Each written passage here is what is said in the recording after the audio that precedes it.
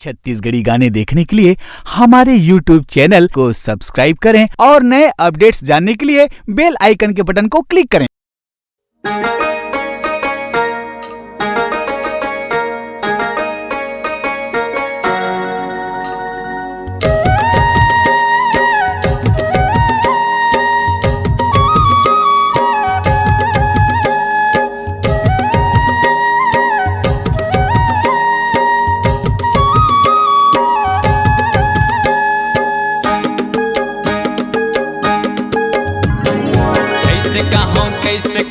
कैसे कहूँ वो तोला कैसे कहूँ ना, कैसे कहूँ वो तोला कैसे कहूँ ना।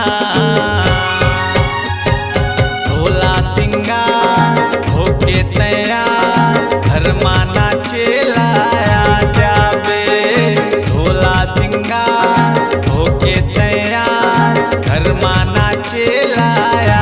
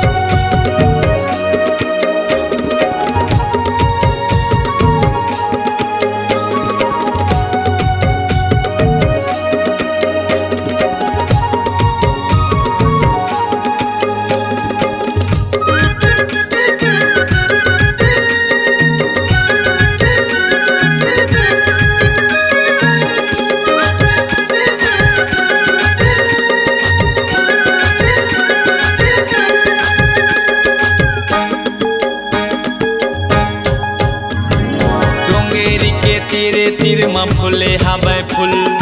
मैं बजा हूँ मादर तय नाचबे झूले झूल। डोंगेरी के तीरे तीर में फूले हवे फूल। मैं बजा हूँ मादर तय नाचबे झूले झूल। मैं बजा हूँ मादर तय नाचबे झूले झूल। कैसे कहूँ वो तोला कैसे कहूँ ना। कैसे कहूँ वो तोला कैसे कहूँ ना। सोला सिंगार होके तैयार घर माना चलाया जाबे। सोला सिंगार होके तैयार घर माना चलाया जाबे।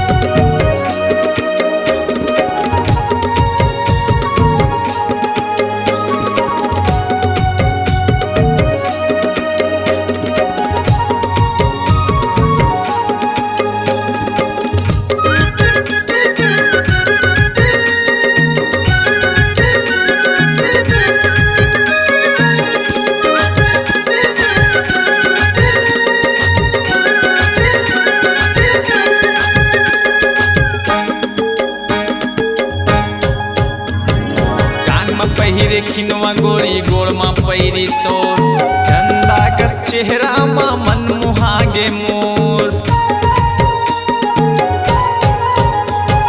कान मा पहिरे खिनवा गोरी पोड़ मा पैरी तोर चंदा कस चेहरा मा मन मुहागे मोर चंदा कस चेहरा मा मन मुहागे मोर कैसे कहो कैसे कहो कैसे कहो वो तोला कैसे कहो ना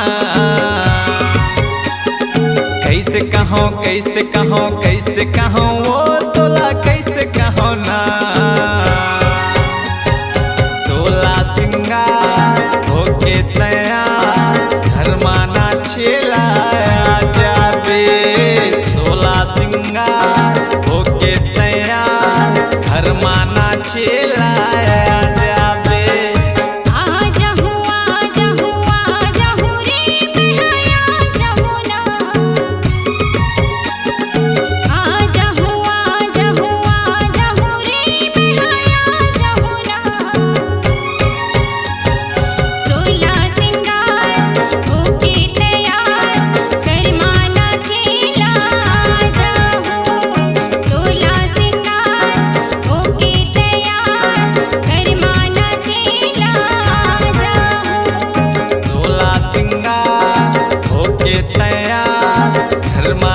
छेलाया जाबे घर माना छेला जाहू घर माना छेलाया जाबे घर माना छेला जाहू घर माना छेलाया जाबे।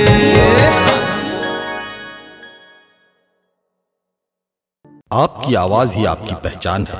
यदि आप अपनी आवाज को एक नया आयाम देना चाहते हैं तो चले आइए मल्टी ट्रैक डिजिटल रिकॉर्डिंग के लिए AVM audio video studio Khamtarai Raipur. Mobile number 9301523929 और 7869646201। यदि आप नए एवं पुराने गीत सुनना चाहते हैं तो avmgana.com में जाकर गाना फ्री डाउनलोड करें और YouTube चैनल में AVM गाना को सब्सक्राइब करें।